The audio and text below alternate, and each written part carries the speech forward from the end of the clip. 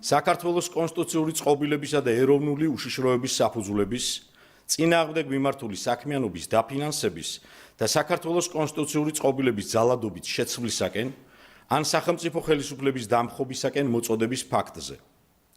სისხლისამართლებრივი დევნა დაიწყო მიხეილ სააკაშვილის, გიორგი ვაშაძის, ნიკა გვარამიას, ნიკანორ მელიას, ზურაბ გირჩი ჯაფარიძის, ელენე ხოშტარიას, მამუკა ხაზარაძის და ბადრი ჯაფარიძის მიმართ. ჩატარებული გამოძიების შედეგად მოპოვებული მტკიცებულებების საფუძველზე მიხეილ სააკაშვილს ბრალდება წარედგინება საქართველოს სისხლისამართლის კოდექსის 317 მუხლით, საქართველოს კონსტიტუციური წყობილების ძალადობით შეცვლისაკენ ან სახელმწიფო ხელისუფლების დამხობისაკენ მოწოდების ფაქტზე. სენდრიშ რა თქვენ წაიკითხეთ, მაგრამ რასაც ედავებიან ამ პოლიტიკოსებს, მიუხედავად იმისა, რომ არავინ არ არის იქ, ვინც მე სიმპათიურება, მაგრამ აი რომ შეხედოთ, ედავებიან სიტყვის თავისუფლების ამბავში რა, ადამიანის ციხეში მაგალითად მიხეილ სააკაშვილი და წერს წერილს. დაამხეთ ეს მოღალატე ხელისუფლება. თუ რაღაცას აკეთებ ფიზიკურად, აორგანიზებ ხალხს, რა ვიცი, შეარაღე, შტურმით ამზადებ რაღაცას და იქ ბოლო მომენტში დაგიჭირეს, კიდე იტყოდი, რომ ქმედებები, რაღაც ნაბიჯები გადადგა. სხვების მიმართ არის. ზურაბ გირჩი ჯაფარიძეს და გიორგი ვაშაძეს ბრალდება წარედგინებად. საქართველოს სისხლისამართლის კოდექსის 318 მუხლის პირველი ნაწილით და 319 მუხლით საბოტაჟის და უცხო ქვეყნისათვის მტრულ საქმიანობაში დახმარების ფაქტზე. რომელ კონკრეტულ სახელმწიფოზეა საუბარი? რაღაცა უცხო სახელმწიფო. რომელია ეს მტრული სახელმწიფო? ევროპის კავშირი 27 სახელმწიფოს გაერთიანებაა, 27 სუვერენული სახელმწიფოს, 27 თავისუფალი სახელმწიფოს გაერთიანება. ვის გულისხმობენ რომელიმე ცალკე აღებულ ევროპულ სახელმწიფოს, ამერიკის შეერთებულ შტატებს, ევროკავშირის ყველა ქვეყანას ერთად. აი რომ ყოფილიყო რაღაც თანამდებობის პირი, რომელიც საიდუმლო ინფორმაციას გასცემს, იტყოდი რომ ეს დანაშაული რომ საიდუმლო ინფორმაცია. მე წამეთ მე არ მაქვს არანაირი ინფორმაცია მაგალითად სამხედრო ტვირთებს და გამოვიდა და ვთქვა რომ რა ვიცი რაღაც ვაზიანის აეროპორტში დაждდა თვითმფრინავი რომელსაც ჰქონდა რაღაც ბირთვული იარაღი. პასუხისგებლობა არა გაქვთ ამას რომ ამბობთ მაშინ ყველაფრის თქვა შეგვიძლია გამოვიდეთ. კუთხე რა საქმე პასუხის ადამიანებს რატომაც გონიათ რომ ან რაღაცა თუ არის ჯება ციხით ესე იგი ნებადართულია. მე ხარ მდგას ნებადართულია. ცუდია. რა ინფორმაციის მიწოდებაზეა საუბარი? ყოველდღე ეთერში ხედავენ რა ხდება. არიციან ვინას ამართებს ამ ადამიანებს, არიციან მინისტრებად ვინ ყავს დასმული ივანიშვილს, არიციან პარლამენტის წევრები ვინ არიან. ეს ინფორმაცია რა დაფარულია, საჯარო არ არის, ვინც დასანქცირებულია იმ ადამიანების არსებობის შესახებ არიციან. ამ ადამიანებს ხო პირადად ხვდებიან ისინი ხან ბრუსელში, ხან პარიზში, ხან თბილისში, ხო? ანუ ეს ადამიანები რა ამათი სახელები რა დაფარული იყო და ამათი სახელები რა გასაიდუმლოებული იყო. ბევრ ადამიანს უნდა დაიგისოს პოლიტიკური პასუხისმგებლობა, ანუ რა ვიცი, ან პოლიტიკა უნდა წავიდეს ადამიანი, ან არჩევნები უნდა წააგოს, ანუ ამორჩევლის საქმეა რა ეს დააკისოს პასუხისმგებლობა. არის მორალური პასუხისმგებლობა, როცა რა ვიცი, ადამიანი რეპუტაციას კარგავს და თუ ტყუილს ამბობს საჯარო და მე ეს არ მართლდება, აღარ ელაპარაკები, სანდო აღარ ხდება, ანუ და ბევრ შემთხვევაში ასეთი სანქციები ვთქვათ რომ კაცრია ვიდრე ციხით დასჯა მაგალითად, ხო? იმიტომ რომ თუ გარიყე საზოგადოებიდან როგორც მაგალითად მატყუარა, ეს უარესია ვიდრე ერთი წელი ციხეში გაატარო და მე გამოხვიდე და ვითომ არაფერი, ხო? ელენე ხოშტარია, ზურაბ გირჩი ჯაფარიძე და გიორგი ვაშაძე ინფორმაციას და დოკუმენტურ მასალას, მათ შორის საჯარო სამსახურში დასაქმებულ პირთა სიებს პერიოდულად სანქციების დასაწესებლად აწვდიდნენ უცხო სახელმწიფოების წარმომადგენლებს.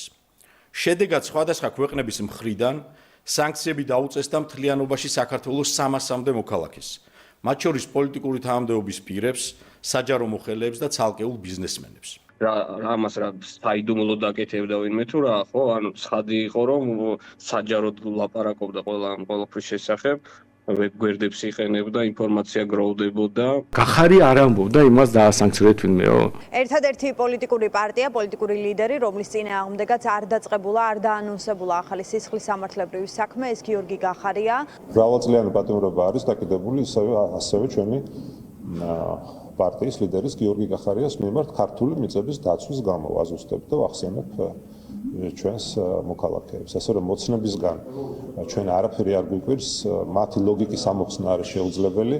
უბრალოდ მთავარია რა მიზანს ემსახურება ეს ყველაფერი. ანუ ეს ყოველთვის როგორც ისინი ჩახსნეს საკონსტიტუციო შეიტანეს საკონსტიტუციო სამართლოში ეს ხალხი, უბრალოდ ამ პარტია ამ ხალხის და გახარია გამოტოვეს, ეხლაც იგივე პრინციპი აშკარად გამოყენებული. რა გავშერებ სხვათა შორის. ხო და არ ფშაში არის არც დამხობასთან არც რაღაც სამართლებრივ აღდგენასთან ჩვეულებრივი პოლიტიკური თამაშია. ნიკა გვარამიას, ნიკანორ მელიას, მამუკა ხაზარაძეს და ბადრი ჯაფარიძეს ბრალდება წარედგინებად საქართველოს სისხლის სამართლის კოდექსის 318 მუხლის პირველი ნაწილით საბოტაჟის ფაქტზე.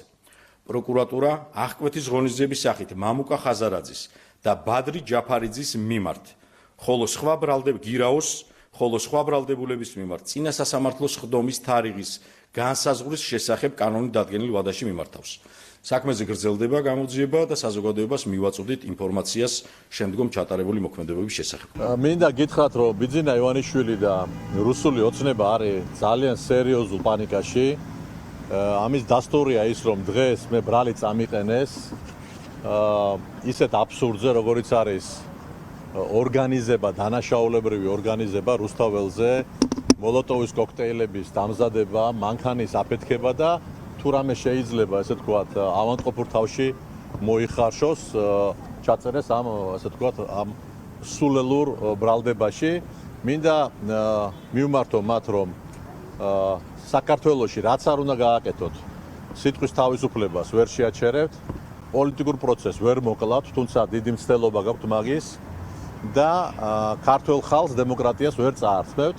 ბრძოლა გაგრძელდება ჩვენი მხრიდან ყველა კანონიერი ფარგლებით და ფარგლებში მიუხედავად იმისა, რომ ჩვენ არა გვაქვს სასამართლო, არა გვაქვს სამართალი, მაგრამ გავაგრძელებთ ამ ბრძოლას და ესეთ აბსურდებს, ესე ვთქვათ, არ მივცემთ იმის შანსს, რომ ადამიანებს თვალში ნაცარი შეაყარონ. ბატონო, რომ განვავსოთ თქვენი საქართველოს სახელმწიფოებრივი ინტერესის საზიანოდ საერთაშორისო სანქციების დასაწესებლად ხელოვნური საფუძვლის შექმნის მიზნით უცხო ქვეყნის სახელმწიფოს წარმომადგენლებს აწვდიდნენ ინფორმაციას საქართველოში ნავთობპროდუქტების იმპორტის, ასევე საქართველოს სამხედრო სფეროში მათ ხელთ არსებული თუ გამოგონილი ვითარების შესახებ. ავრცელებდნენ ცრუ ინფორმაციას, რომ თითქოს საქართველოს საჰაერო სივრცე გამოიყენებოდა ირანული საბრძოლო დრონების რუსეთის ფედერაციისათვის მისაწოდებლად. ტყუილის გამოხვა არ ვჭირთ არავის. შეიძლება ცოდვა იყო და ღმერთმა დაგსაჯოს. შეიძლება არ ვიმეგობროთ, შეიძლება პოლიტიკურად დავსაჯოთ, რომ ხმა არ მივცეთ, მაგრამ აი თუ ადამიანი ტყუილი თქვა, ამიტომ ციხეში გურნა გაუშვა. ცუდია, მაგრამ არა. აი რამდენი ცუდი რაღაცაა შემთხვევაში, ყველაფერს ციხეში ხარ ასვათ ადამიანს. ელემენტარულად აი შეიძლება მეგობარმა მეგობარს უღალატოს რა, რაღაც ან ცოლმა ქმარს ან რაღაც. ყველა მიცის მომხრემაც და მოწინააღმდეგემაც რა ხდებოდა. და ზუსტად იცის, რომ ეს ქმედებები არ შეესაბამება იმ კანონს, რომელიც არა მარტო ჩვენთან, ზოგადად დემოკრატიებში მოქმედებს.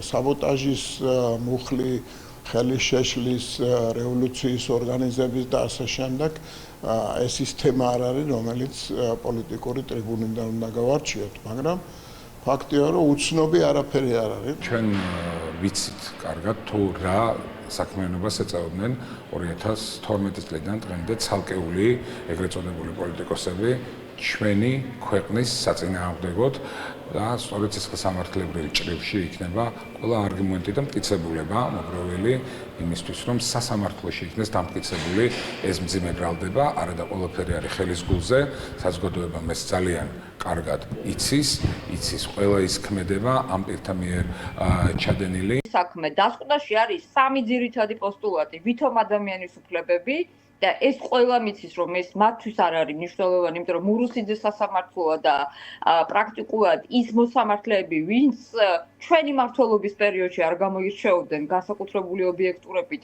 გადასარევად განმოიბარეს როგორც კლანი, მაგრამ ორი მნიშვნელოვანი პოსტულატი, ეს არის ომი 2008 წელი და ეს არის უკრაინის თემა. ანუ ეს არის ისტორიული, საკონსტიტუციური დოკუმენტი, რომელიც პრაქტიკულად სამართლებრივად ჩვენ სახელმწიფოში შეიძლება გამყარდეს ქოცების რეჟიმის პირობებში და შემდეგ ეს რაღაცნაირად საფუძვლად მოიძოს რუსეთმა